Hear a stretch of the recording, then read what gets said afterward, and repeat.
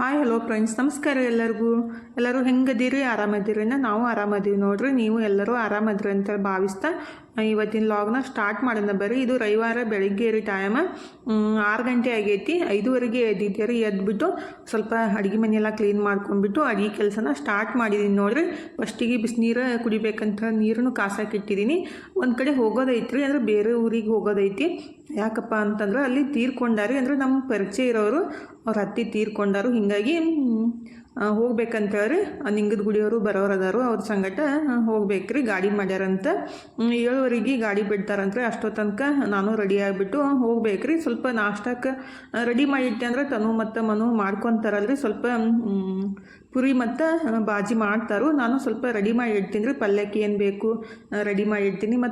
ಮತ್ತು ಪುರಿ ಹಿಟ್ಟನ್ನು ಕಲಸಿಡ್ತೀನಿ ರೀ. ನಿನ್ನೆ ರಾತ್ರಿ ಹೇಳಿದರು ನನ್ನ ಮಕ್ಕಳು, ನಾಳೆ ಪುರಿ ಮಾಡಿರಿ ಮಮ್ಮಿ, ಮತ್ತು ಬಟಾಣಿ ಮತ್ತು ಫ್ಲವರ್ ಐತಿ ಅದನ್ನ ಹಾಕಿಬಿಟ್ಟು ಪಲ್ಯ ಮಾಡೋಣ ಅಂಥೇಳಿ ಹೇಳಿದರು. ಮತ್ತು ಅದಕ್ಕಂತೇಳಿ ನಾನು ರಾತ್ರಿನೇ ಬಟಾಣಿನ ನೆನ್ಸಕ್ಕೆ ಹಾಕಿದ್ದೆ ರೀ. ಮತ್ತು ಕಡ್ಲಿಕಾಳು ಮನುಗೆ ಸಲಾಡ್ ಬೇಕಲ್ರಿ, ಅದಕ್ಕಂತೇಳಿ ಕಡ್ಲಿಕಾಳನ್ನು ಕುದಿಸಾಕಿಟ್ಟೆ. ಅದ್ರ ಜೊತೆ ಕುದಿತಾವಂತೇಳಿ ಈಗ ಕುದಿಸಾಕಿಟ್ಟಿದ್ದೀನಿ ರೀ. ಒಂದು 2-3 ಸೀಟಿ ಆಗಬೇಕದು, ಅಂದರೆ ವಿಷಲ್ ಆಗಬೇಕು.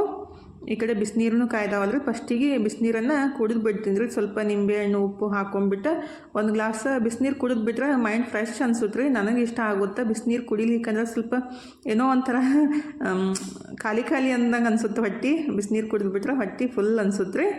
ಈಗ ಬಿಸಿನೀರು ಕುಡಿದ್ಬಿಟ್ಟು ಸ್ವಲ್ಪ ರೆಡಿ ಮಾಡ್ಕೊತೀನಿ ರೀ ನಾಷ್ಟಕ್ಕೆ. ಟೈಮ್ ಹಾಗೆ ಬಿಡ್ತೈತಿ ನಟ್ಟಿಗೆ ರೀ. ಅದಕ್ಕಂತೇಳಿ ಫ್ಲವರ್ ಮತ್ತು ಕಟ್ ಮಾಡಿ ಇಡ್ತೀನಿ ರೀ. ಇದು 2 ವಾರ ಆಯಿತು ತಂದುಬಿಟ್ಟು. ಸ್ವಲ್ಪ ಕಪ್ಪಾಗೈತಿ, ಅದನ್ನ ಯೂಸ್ ಮಾಡೋಕ್ಕನೇ ಆಗಿಲ್ಲ ರೀ. ಆ್ಯಕ್ಚುಲಿ ಗೋಬಿ ಮಂಚೂರಿ ಮಾಡ್ಬೇಕಂತೇಳಿ ತಂದಿದ್ದು, ಬಟ್ ಮಾಡೋಕ್ಕನೇ ಆಗಿಲ್ಲ. ಈಗ ಇದನ್ನ ಬಳಸ್ಬಿಟ್ಟು ಪಲ್ಯ ಮಾಡ್ಕೋಬೇಕಂತೇಳಿ ರೀ. ಅಂದರೆ ಫ್ಲವರು, ಬಟಾಟಿ ಮತ್ತು ಬಟಾಣಿ, ಟೊಮೆಟೊ, ಉಳ್ಳಾಗಡ್ಡಿ ಎಲ್ಲ ಹಾಕಿಬಿಟ್ಟು ಅದು ಗ್ರೇವಿ ಥರ ಮಾಡ್ತೀನಲ್ರಿ. ಆಲ್ರೆಡಿ ಈ ರೆಸಿಪಿನ ಶೇರ್ ಮಾಡ್ಕೊಂಡಿದ್ದೀನಿ ನಾನು. ನನ್ನ ಮಗನೂ ಭಾಳ ಮಸ್ತ್ ಮಾಡ್ತಾನೆ ರೀ ಇದು ಪಲ್ಯ ಎಲ್ಲ ಹಾಕಿಬಿಟ್ಟು. ಆದರೆ ರೆಡಿ ಮಾಡಿಕೊಡ್ಬೇಕೆಲ್ಲ, ಅದಕ್ಕಂತೇಳಿ ನಾನು ರೆಡಿ ಮಾಡಿ ಇಡ್ತೀನಿ ರೀ. ಮನು ಮಾಡ್ತಾನು. ಈಗ ಅದು ಫ್ಲವರನ್ನು ಕಟ್ ಮಾಡಿ ಇಟ್ಕೊಳಕತ್ತಿದ್ದೀನಿ ರೀ. ಸ್ವಲ್ಪ ಸಣ್ಣದಾಗಿ ಪೀಸ್ ಕಟ್ ಮಾಡಿ ಇಟ್ಕೋಬೇಕ್ರಿ. ಈ ಕಡೆ ಒಂದು ಬುಟ್ಟಿ ಒಳಗೆ ನೀರು ಕಾಸಾಕಿ ಇಟ್ಟಿದ್ದೀನಿ. ಅದಕ್ಕೆ ಸ್ವಲ್ಪ ನೀರಿಗೆ ಉಪ್ಪು ಮತ್ತು ಅರಿಶಿನ ಪುಡಿ ಹಾಕಿಬಿಟ್ಟು ಫ್ಲವರ್ ಕಟ್ ಮಾಡಿ ಹಾಕಿ ಒಂದು ಕುದಿಸ್ಕೊತೀನಿ ರೀ. ಆಲ್ರೆಡಿ ಸ್ವಲ್ಪ ಭಾಳ ಹಾಳಾಗಿತ್ತು ರೀ ಅದು ಫ್ಲವರ್. ಸ್ವಲ್ಪ ನೀಟಾಗೆಲ್ಲ ತಕ್ಕೊಂಡ್ಬಿಟ್ಟು ಇನ್ನೊಂದು ಸ್ವಲ್ಪ ಉದಿದ್ದನ್ನು ಕವರ್ಗೆ ಹಾಕಿ ಇಟ್ಟೆ ರೀ.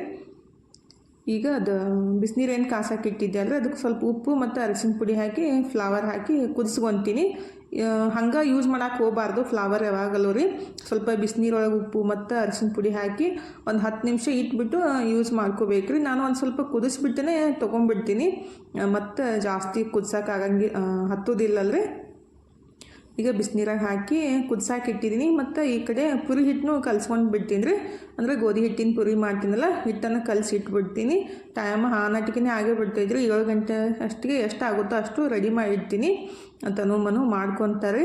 ಎಲ್ಲರೂ ಹೋಗೋದಿದ್ರೆ ಹೆಣ್ಮಕ್ಳಿಗೆ ಭಾಳ ಕಷ್ಟ ನೋಡಿರಿ. ಮಕ್ಕಳು ಮತ್ತು ಗಂಡನೆಲ್ಲ ನೋಡ್ಕೊಂಬಿಟ್ಟು ಹೋಗೋದಂದ್ರೆ ಸ್ವಲ್ಪ ಕಷ್ಟನೇ. ಆದರೆ ಇಂಥ ಟೈಮ್ದಾಗ ಬಿಡೋಕ್ಕಾಗಂಗಿಲ್ಲಲ್ರಿ, ಹೋಗಲೇಬೇಕು. ಏನೋ ಫಂಕ್ಷನ್ಗಾದ್ರೆ ಬಿಡಾಕೆ ಬರ್ತೈತಿ. ಈ ಸತ್ತಲ್ಲಿ ಕೆಟ್ಟಲ್ಲಿ ಆದರೆ ಬಿಡಾಕೆ ಆಗೋದೇ ಇಲ್ಲ ರೀ, ಹೋಗಬೇಕಲ್ಲ. ಹೀಗಾಗಿ ರೆಡಿ ಮಾಡಿ ಇಟ್ಟು ಹೋದ್ರೈತೆ ಅಂತೇಳಿ. ಮತ್ತು ಇವತ್ತು ಸಂಡೇ ಐತಲ್ರಿ, ತನೂ ಕಾಲೇಜ್ಗೆ ಹೋಗಲ್ಲ ಮತ್ತು ಮನೂ ಮನೆಯಾಗೆ ಇರ್ತಾನೋ. ಹೀಗಾಗಿ ಸ್ವಲ್ಪ ಜಾಸ್ತಿನೇ ಬೇಕಾಗುತ್ತೆ. ಬೆಳಗ್ಗೆ ಮತ್ತು ಮಧ್ಯಾಹ್ನ ಆಗಷ್ಟೇ ಹಿಟ್ಟನ್ನು ಕಲಸಿಡಾಕತ್ತಿದ್ದೀನಿ ರೀ. ಅಂದರೆ ನಾನು ಗೋಧಿ ಹಿಟ್ಟಿನ ಪುರಿ ಮಾಡ್ಕೊತೀನಲ್ಲ, ಗೋಧಿ ಹಿಟ್ಟು ಮತ್ತು ಸ್ವಲ್ಪ ಚಿರೋಟಿ ರವೆ, ಉಪ್ಪು ಮತ್ತು ಸ್ವಲ್ಪ ಎಣ್ಣೆ ಹಾಕಿ ಗಟ್ಟಿಗೆ ಚಲೋತ್ನಾಗಿ ನಾದಿ ಇಡಬೇಕು ರೀ. ಒಂದು 10-15 ನಿಮಿಷ ಇಟ್ಬಿಟ್ಟು ಪುರಿ ಮಾಡ್ಕೊಂಡ್ರೆ ಮಸ್ತ್ ಬರ್ತಾವೆ ರೀ. ಅಂದರೆ ಮೈದಾ ಹಿಟ್ಟಿನಕ್ಕಿಂತ ಗೋಧಿ ಹಿಟ್ಟಿನ ಪುರಿನೇ ನಮ್ಮ ಮನೆಯೊಳಗೆ ಇಷ್ಟಪಡೋದು. ಅದಕ್ಕಂತೇಳಿ ಈಗ ನಾನು ಗೋಧಿ ಹಿಟ್ಟನ್ನು ಕಲಸಿಟ್ಟಿದ್ದೀನಿ ನೋಡಿರಿ. ಸ್ವಲ್ಪ ಚಿರೋಟಿ ರವೆ ಹಾಕಿಬಿಟ್ಟು ಮತ್ತು ಈ ಕಡೆ ಫ್ಲವರ್ನು ಕುದ್ದಾವು, ಅವನು ಗ್ಯಾಸ್ ಬಂದ್ ಮಾಡ್ಕೊಂಡಿದ್ದೀನಿ. ಅವನ್ನ ಸ್ವಲ್ಪ ತೊಳೆದ್ಬಿಟ್ಟೆ ಇಡ್ತೀನಿ ರೀ. ಅಂದರೆ ಅವಾಗವಾಗ ಎಲ್ಲ ಅಡುಗೆ ಮನೆ ಕ್ಲೀನ್ ಮಾಡ್ತಾ ಇರ್ಬೇಕು ರೀ. ನಾವು ಹಂಗೆ ಬಿಟ್ಬಿಟ್ಟೆ ಅಂದರೆ ಅದು ಅಡುಗೆ ಮನೆ ಕ್ಲೀನ್ ಮಾಡ್ಲಾರ್ದೇ ಫುಲ್ ಗಲೀಜು ಅನಿಸುತ್ತೆ. ಅದು ಏನು ಕೆಲಸ ಆದ ತಕ್ಷಣ ಫಸ್ಟಿಗೆ ಒರೆಸ್ಕೊಂಡ್ಬಿಡ್ಬೇಕು. ಈ ಕಡೆ ಏನು ಫ್ಲವರ್ ಬೆನ್ಸಾಕಿ ಇಟ್ಟಿದೆ ಅಂದರೆ ಅದನ್ನ ನೀರು ತೆಗೆದ್ಬಿಟ್ಟು ಒಂದು ಸಲ ತೊಳೆದ್ಬಿಟ್ಟು ಇಟ್ಬಿಡ್ತೀನಿ ರೀ. ಎಲ್ಲ ರೆಡಿ ಮಾಡಿ ಇಟ್ಟೆ ಅಂದರೆ ತನು ಅಥವಾ ಮನು ಮಾಡ್ತಾರೋ. ಮತ್ತು ನಮ್ಮ ಮನೆಯವರು ಬೇರೆ ಊರಿಗೆ ಕೆಲ್ಸಕ್ಕೆ ಹೋಗೋರದಾರುತ್ತೆ. ಹೀಗಾಗಿ ಜಲ್ದಿನೇ ಮಾಡಬೇಕಲ್ರಿ. ರೆಡಿ ಮಾಡಿ ಇಟ್ಟೆ ಅಂದ್ರೆ ಮಾಡ್ತಾರವರು. ಮತ್ತು ನಮ್ಮ ಮನೆಯವರು ಎದ್ದು ಬಂದ್ರಿ. ಈಗ ಸ್ವಲ್ಪ ಬಿಸಿನೀರು ಕಾಯಿಸ್ಕೊಡು ಅಂತಂದರು. ಅವರಿಗಷ್ಟು ಬಿಸಿನೀರು ಹಾಕಿ ಅಂದ್ರೆ ಕಾಯಿಸ್ಬಿಟ್ಟು ಹಾಕಿಕೊಡಾಕತ್ತಿದ್ದೀನಿ ರೀ. ಈಗ ನಮ್ಮ ಮನೆಯವ್ರಿಗೆ ಬಿಸಿನೀರು ಕೊಟ್ಬಿಟ್ಟು ಸ್ವಲ್ಪ ಬೆಳ್ಳುಳ್ಳಿ ಶುಂಠಿ ಕುಟ್ಬಿಟ್ಟು ಇಡ್ತೀನಿ ರೀ. ಅಂದರೆ ಬೆಳ್ಳುಳ್ಳಿ ಸುಲ್ಕೊಂಡು ಶುಂಠಿ ಹಾಕಿ ಪೇಸ್ಟ್ ಮಾಡಿ ಇಡ್ತೀನಿ. ಮತ್ತು ಈ ಕಡೆ ಬಟಾಟೆ ಸಪ್ಪಿ ತೆಗೆದು ನೀರೊಳಗೆ ಹಾಕಿಡ್ತೀನಿ. ನನಗೆ ಎಷ್ಟು ಆಗುತ್ತೋ ಅಷ್ಟು ರೆಡಿ ಮಾಡಿ ಇಟ್ಟಿದ್ದೀನಿ ರೀ. ಪಲ್ಯಕ್ಕೆ ಅಷ್ಟು ಒಗ್ಗರಣೆ ಹಾಕಿಬಿಟ್ಟು ಪೂರಿ ಮಾಡ್ಕೊಂಡ್ರೆ ಆಗುತ್ತೆ. ಈಗ ಅಷ್ಟು ರೆಡಿ ಮಾಡಿ ಇಟ್ಬಿಟ್ಟು ಜಳಕ ಮಾಡಿ ನಮ್ಮ ಮನೆಯವ್ರಿಗೆ ಕರ್ಕೊಂಡು ನಮ್ಮ ಮನೆಯವರು ಬಿಡಾಕೆ ಬರಾಕತ್ತಾರೆ. ಅಂದ್ರೆ ಅವ್ರ ಮನೆ ಕಡೆ ಗಾಡಿ ಮಾಡ್ಯಾರಲ್ಲ, ಕ್ರೋಜರ್ ಮಾಡ್ಯಾರು. ಅಂದ್ರೆ ಬೇರೆ ಊರಿಗೆ ಹೋಗ್ಬೇಕ್ರಿ. ಬಿಜಾಪುರದಿಂದ ಒಂದು 30 ಕಿಲೋಮೀಟ್ರ್ ಮೇಲೆ ಆಗುತ್ತಂತ. ಮತ್ತು ರೋಡು ಸರಿ ಇಲ್ಲ. ಹಿಂಗಾಗಿ ಸ್ವಲ್ಪ ಜಲ್ದಿನೇ ಹೊಂಟಿದ್ದು. 11 ಗಂಟೆಗೆ ಮಾಡ್ತಾರಂತ. ಅವ್ರ ಅಜ್ಜಿ ರೀ, ಅಂದರೆ ನಮಗೆ ಪರಿಚಯ ಇರೋರು ಅಜ್ಜಿ ಅದಾರು. ಹಿಂಗಾಗಿ ನಮ್ಮ ಮನೆಯವರು ಬಿಡಾಕೆ ಬರಾಕತ್ತಾರೆ. ಅಂದ್ರೆ ದೂರ ಆಗುತ್ತಲ್ಲ ನಮ್ಮ ಮನೆಯಿಂದ ಅವ್ರ ಮನೆಗೆ. ಅದಕ್ಕಂತ ನಮ್ಮ ಮನೆಯವ್ರು ಬಿಟ್ಟು ಬಂದ್ರೆ ರೀ. ಈಗೆಲ್ಲ ಮುಗಿಸ್ಕೊಂಡ್ಬಿಟ್ಟು ಮನೆಗೆ ಬಂದೆ ನೋಡ್ರಿ. ಬೆಳಗ್ಗೆ 7:30 ಹೋದವರು ಮನೆಗೆ ಬರೋಕೆ 3:30 ಆಗಿತ್ತು.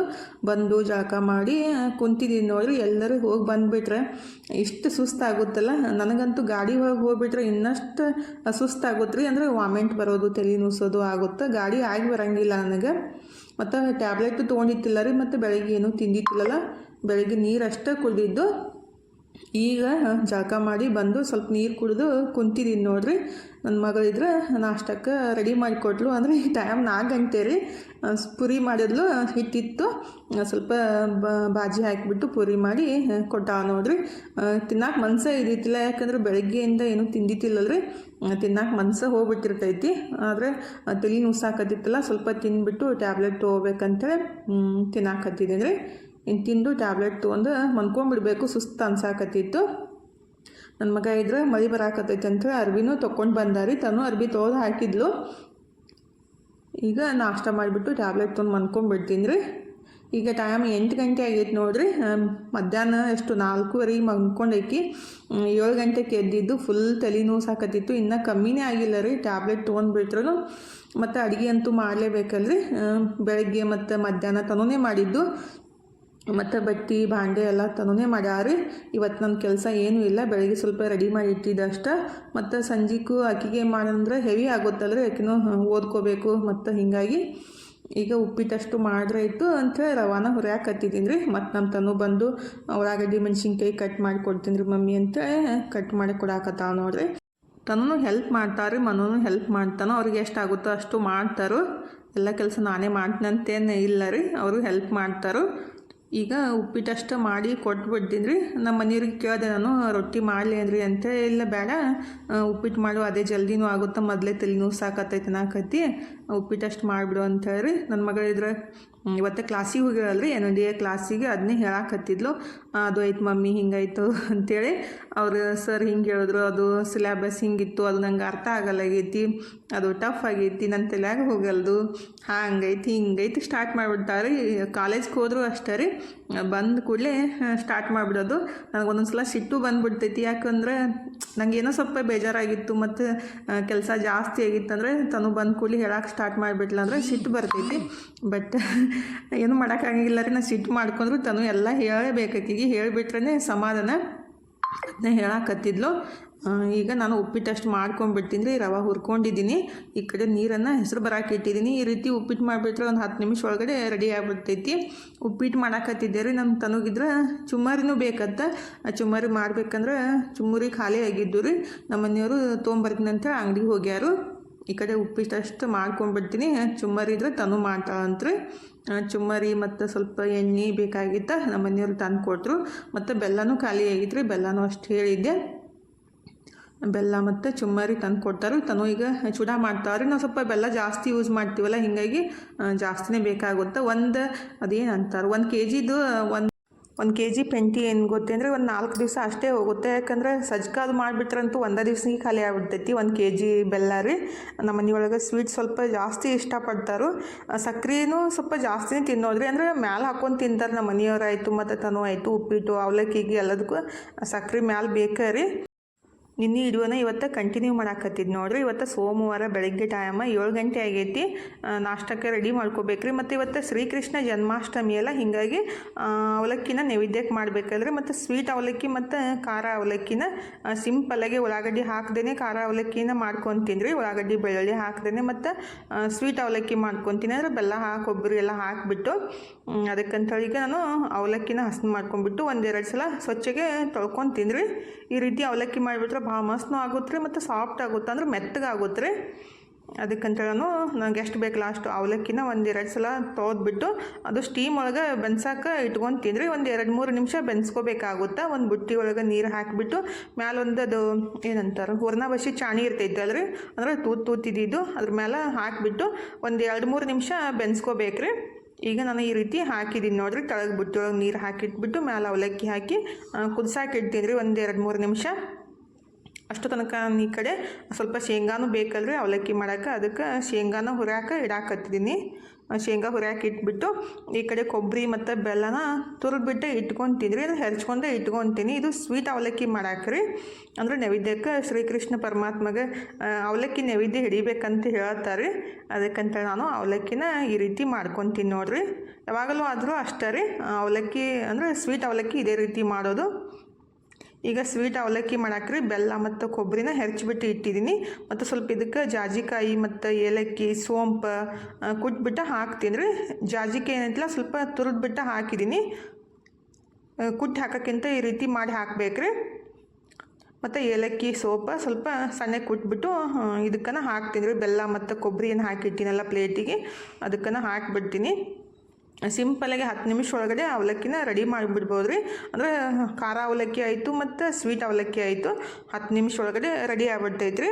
ಈ ಕಡೆ ಶೇಂಗಾನು ಹುರಿದಿದ್ದು ಅಲ್ಲ, ಅವಕ್ಕೆ ಸ್ವಲ್ಪ ಏನಂತ ಮ್ಯಾಶ್ ಮಾಡ್ಕೊಂಡ್ಬಿಟ್ಟು ಅದು ಕಲ್ಲಿಲ್ಲೇ ರೀ ಕೇರ್ಕೊಂಡ್ಬಿಡ್ತೀನಿ. ಸಪ್ಪಿನೂ ಹೋಗ್ಬಿಡ್ತಾವೆ, ಸ್ವಲ್ಪ ಲೈಟಾಗಿ ತಗೊಂಡ್ಬಿಡ್ತೀನಿ ರೀ.